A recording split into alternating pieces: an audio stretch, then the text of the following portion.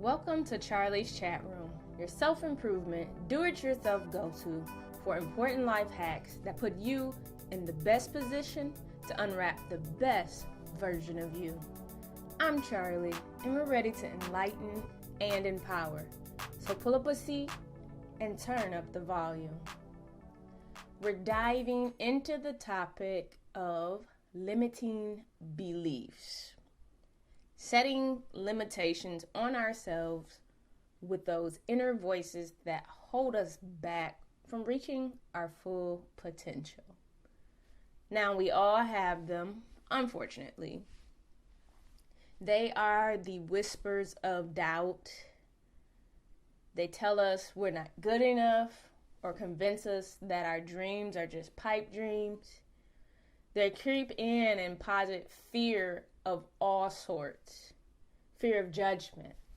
And we say things like, I think they'll laugh at me, or they'll talk about me. Fear of failure and loss, fear of the unknown. I think it might be a bad investment. I might lose my spouse if I make this decision. My family may turn away from me. My friends may not want to hang out with me anymore, etc. Or I might look too weird. But the truth is, these beliefs are just that, beliefs. They're not facts. And the good news is, we can change them. So, how do we identify these limiting beliefs? One thing we can do is pay attention to our thoughts, especially the ones that start with, I can't, I'm not, or I'll never, things of the sort. Do you tell yourself you're not creative? You're not good at public speaking. You're not worthy of success. These are all limiting beliefs, and they're often based on past experiences, societal conditioning, or even just plain fear. That is the worst, and I think the most prevalent. Or maybe you incarnated with some trauma via epigenetics. And some of us, we're living out our ancestors' fears or generational curses. That's a whole nother topic in itself. Everything and every thought doesn't always belong to us in that regard. Always challenge your thoughts. And challenging these beliefs or thought processes isn't necessarily an easy thing, because if it were, so many of us wouldn't be suffering from them. It takes courage, it takes self-awareness, and a willingness to step outside of your comfort zone. But it's so worth it. When limiting beliefs arise, challenge them. Challenge them with evidence. Ask yourself, what evidence do I have to support this thing? What evidence contradicts it? Often we find that our limiting beliefs are based on very little evidence, if any at all. You'll find that your negative thoughts are based on assumptions or fears, not necessarily facts.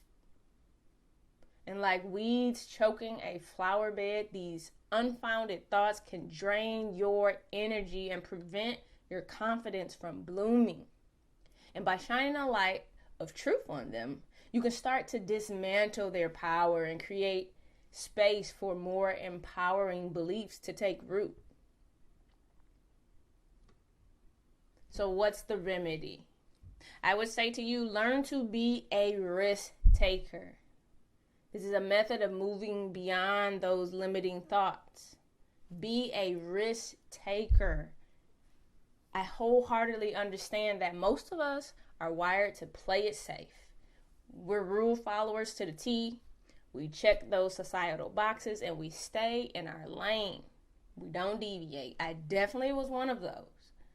We stick to the familiar, avoid the unknown, and let fear dictate our choices. But what if recognizing that those same fears are actually holding us back from living our best life starts us on a new path? That's where the power of risk-taking comes in. It's not about jumping out of planes or investing in Bitcoin, though, hey, if that's your thing, go for it.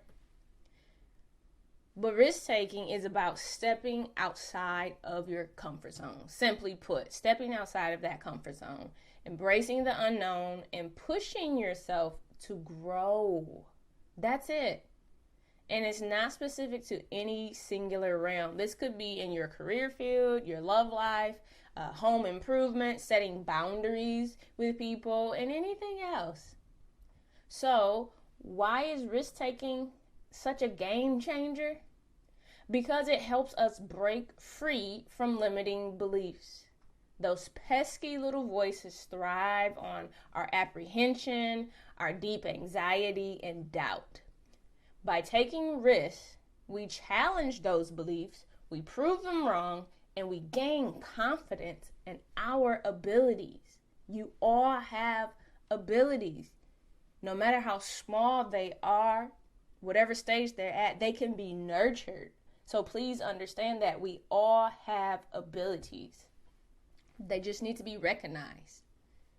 So let's go over some points on how to become a risk taker. First, we need to get honest with ourselves. Real honest. Keep it all the way raw. What are we truly afraid of? What's holding us back? Perhaps you need to write down your thoughts. You can write down fears and even the negative self-talk that we feed ourselves. You might be surprised by what you discover. And once we know what our fears are, we can start to address them. But you must identify the issues, the thing, all of the things, whatever it is. And then second, we can start small. Don't go from 0 to 100 overnight. Okay, let's be realistic with ourselves. Start with small risks. Maybe it's asking someone out on a date or even getting on the dating app initially. Maybe that's the first step for you. Maybe it's trying a new recipe because you need to take charge of your health, or trying a new recipe because you just want to do something different. Spice it up. I experienced a huge shift in my health in 2016. And in my recovery, I decided to go fully vegan. Do you know the scrutiny that comes with sitting around a table of meat eaters or being the oddball at all the social gatherings where food is involved and not being able to partake? However, I had to be a risk taker for my personal health. So I wasn't stuck taking pills for the rest of my life. And even though I still get looked at weirdly at gatherings, and people occasionally say, "Oh, you don't eat any meat or any dairy products," and the rest of the banter behind trying to figure out why I'm on a plant-based diet, it's just not culturally for me and my people. But I don't mind it because I remember how it felt when my health was compromised. And I can make a healthy mental choice to change my circumstances. And I said to myself, I will never feel like that again. I never want to be in the hospital again. So please understand that each little risk builds confidence and helps you prepare for bigger challenges. So it's okay to start small. Next, we can focus on the upside. Okay? When we're afraid, we tend to focus on the negative outcomes. This is so popular and so prevalent. That's why it's so easy to do.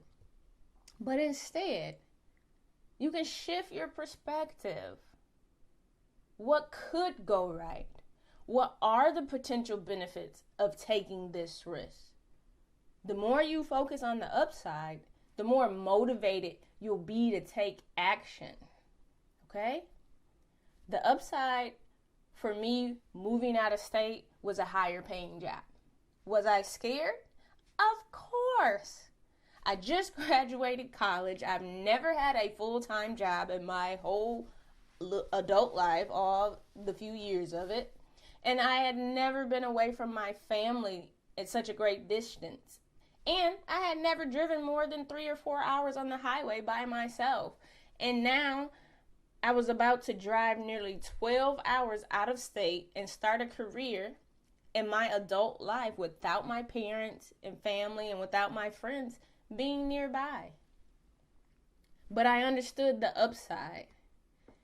And it was more opportunity in that area and a higher starting salary for entry level. So I had to go. And it was one of the greatest decisions I ever made. The Most High God had his hand on me. His grace guided me through that transition, and it was so smooth. And I thank him for that. And it was such a huge building block for who I am today. So be a risk taker. Okay? Look at the upside. What could be the positive? What constructive things can come from taking that risk? Moving on to our final point on how to become a risk taker. You must learn from your mistakes. Taking risks means you'll inevitably make mistakes. We can't avoid it, friends, and that is okay. It's all part of the learning process. Don't dwell on your failures. Instead, learn from them and use them to fuel your growth. Examine what didn't go as planned, what didn't work well. Don't think of it as a failure. Look at it and see what areas can you improve on, what needs tweaking. Think of it as a learning experience, not a setback, okay? To surmise this, please know that risk-taking isn't about being reckless. I'm not saying go be extreme. That is not what I'm advising you. It's about being intentional, thoughtful, and willing to step outside of your comfort zone. And I'll repeat that. It's about being intentional. And the biggest thing, stepping outside of your comfort zone. Pushing yourself to grow. Challenge your beliefs, especially those limiting beliefs, and unlock your potential for expansion. I'd love to hear from you. What are some risks you're considering taking? Share your thoughts in the comments below. And thanks for tuning in. Remember, you are loved, you are worthy, and you are capable of amazing things. You can do anything you set your mind to. Believe that. Please believe that. Don't let limiting beliefs hold you back. Challenge them. Acknowledge your potential. And watch yourself blossom by embracing your inner risk taker. Go out there and make your dreams a reality. This is Charlie. And until next time, keep shining your light. Go forth and be well. Peace.